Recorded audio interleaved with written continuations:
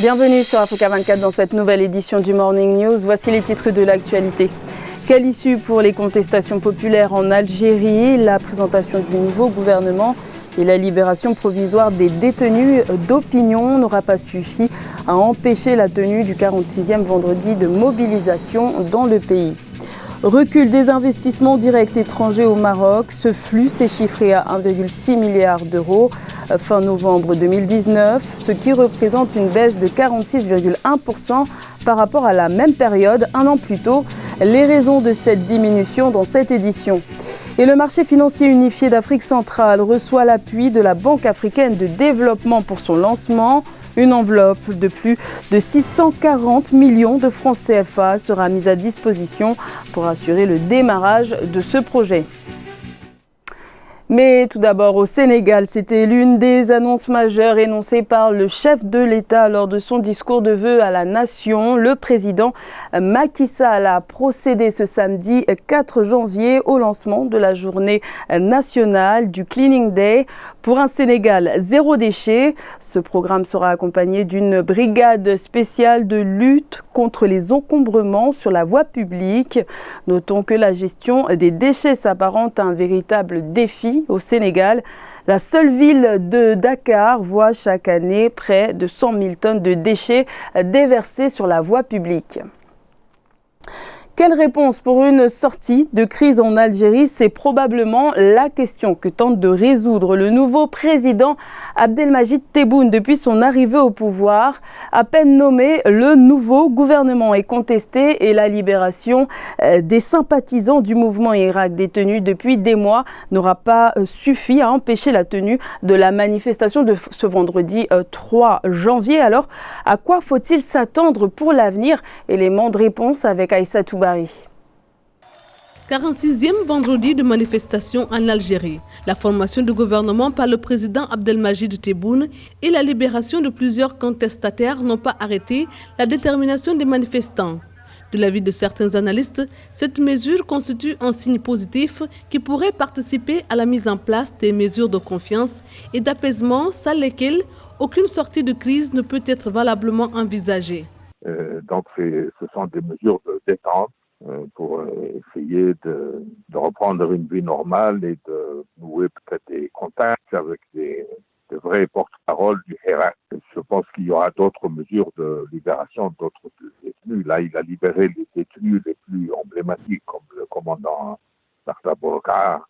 Dévoilé jeudi soir, la composition du nouveau gouvernement est cependant loin de renouvellement de génération promis.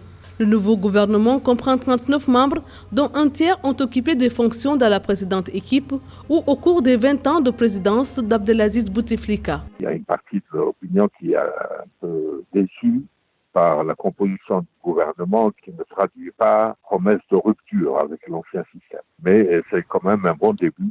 Le président n'oublie pas ses promesses, mais il reste beaucoup à faire pour désamorcer le mécontentement des militants du Hirak tous les vendredis. Le président Abdelmajid Tebboune s'était engagé à libérer ceux qui ont été emprisonnés injustement lors de la conférence de presse qui a suivi sa prestation de serment le 19 décembre 2019. Selon la télévision nationale, 76 détenus ont bénéficié de mesures de libération conditionnelles en attente de leur procès. Également dans l'actualité, en Libye, le maréchal Khalifa Haftar a appelé dans un discours télévisé ce vendredi 3 janvier tous les Libyens à prendre les armes contre une éventuelle intervention militaire turque en Libye. Intervention turque qui était en pourparlers depuis novembre 2019 et qui a été approuvée le 2 janvier 2020 par le Parlement turc pour soutenir le gouvernement d'union nationale de Fayez al-Sarraj basé à Tripoli, la capitale Tripoli, dont le maréchal Khalifa Haftar cherche à s'emparer depuis le 4 avril 2019. La Tanzanie a vu son produit intérieur brut augmenter de 9,74% en un an, passant à 56,3 milliards de dollars durant l'exercice 2018-2019. Cette augmentation a été notamment portée par certains secteurs tels que l'agriculture ou encore les services, ce qui incite les autorités à maintenir le cap en misant sur les investissements. Philomène Tiné. La forte croissance qu'a connue la Tanzanie ces dernières années s'est davantage consolidée en 2019. Son produit intérieur brut a augmenté à 56 milliards de dollars au cours de l'exercice 2018-2019, en hausse de 9,7%. À noter que les perspectives à moyen terme de la Banque africaine de développement pour le pays sont positives. Elles montrent une croissance de 6,6% en 2019 et en 2020, soutenue par d'importantes dépenses d'infrastructures. Effectivement, la Tanzanie a connu une forte croissance ces dernières années. Le premier facteur sera la diversification de son économie, avec des fortes exportations des ressources naturelles et la stabilité du secteur tertiaire. Aujourd'hui, le taux de pauvreté qui était estimé à 60% au début des années 2000 a fortement été réduit jusqu'à 26%. Le secteur des services, avec une part de 37%, a été le principal facteur de croissance du PIB de la Tanzanie. Également, les secteurs tels que la construction, l'agriculture, l'exploitation forestière et la pêche ont participé à porter cette croissance.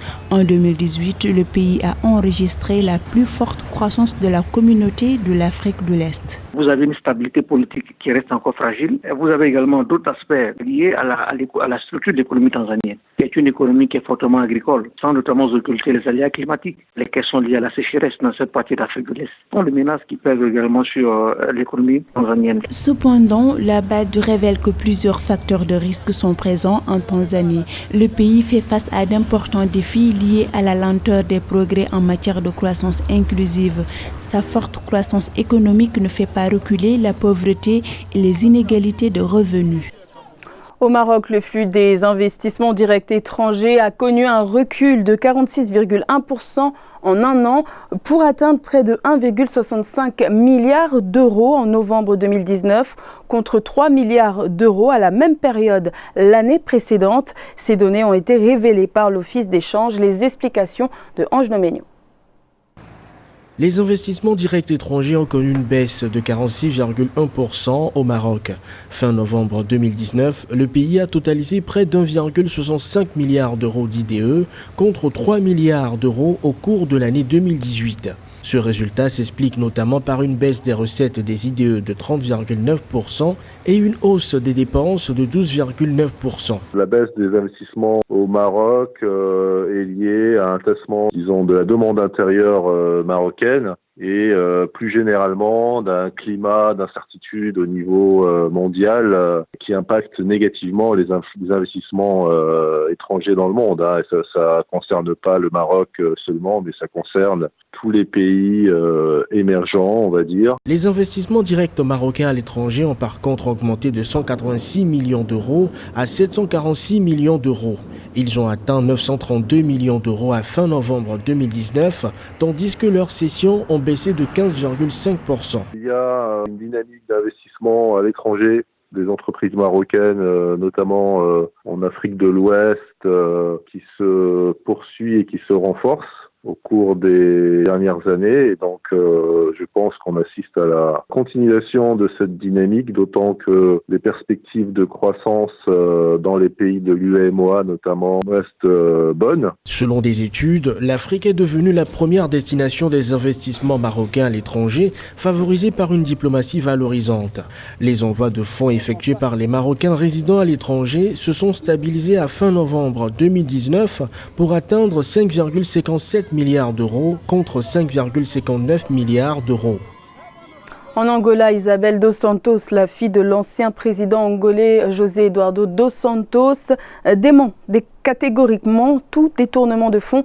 La justice angolaise soupçonne la milliardaire d'avoir détourné plus d'1 milliard de dollars d'argent public, raison pour laquelle le gel de ses comptes bancaires et de ses actifs ont été ordonnés par la justice angolaise en début de semaine.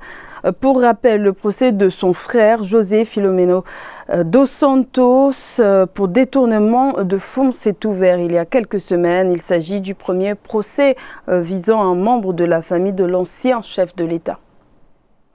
La Banque africaine de développement va appuyer le lancement du marché financier unifié d'Afrique centrale. Plus de 640 millions de francs CFA vont être investis par l'institution financière panafricaine pour la réalisation de ce projet.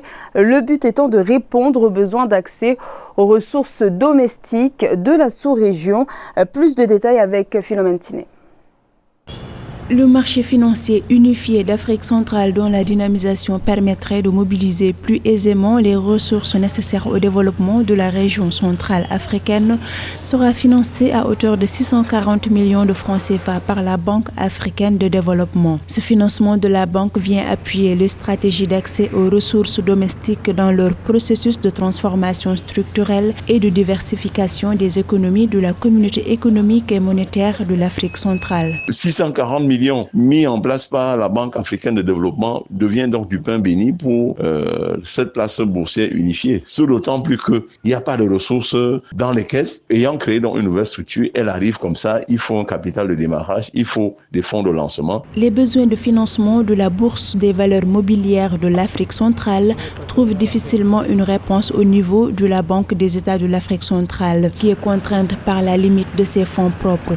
L'opérationnalisation du marché financier unifié serait la solution alternative au financement des économies et des entreprises pour la relance de la croissance par l'investissement. Sur le marché financier, vous avez le dépositaire central, vous avez ce qu'on appelle également la banque de règlement. Donc, si on n'a pas encore créé une banque de règlement, il est temps de le faire pour que tous les acteurs du marché financier soient mis en place, notamment le marché qui est donc la société de bourse, les prestataires de services d'investissement et d'autre part la banque de règlement qui n'existe pas encore. La sous-région Afrique centrale, dans la perspective de poursuivre la construction de son espace économique et monétaire commun, a fusionné les bourses de Libreville et de Douala.